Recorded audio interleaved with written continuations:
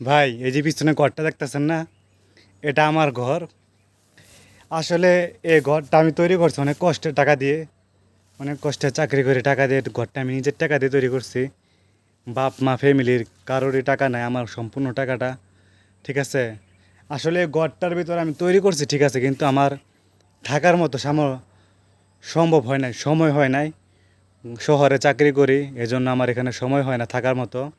আসলে এটা 2024 সাল চলতেছে। এই 2024 সালে আমি একটা দিন একটা রাত আমার এই ঘরে ঘুমাতে পারি নাই।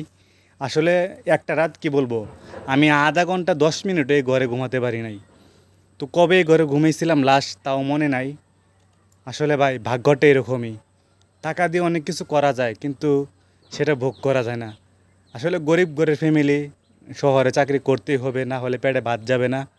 এই জন্য এই অবস্থা ভাই। খুব কষ্ট লাগে ভাই এই ঘরগুলো ছেড়ে যখন অন্য জায়গায় থাকি।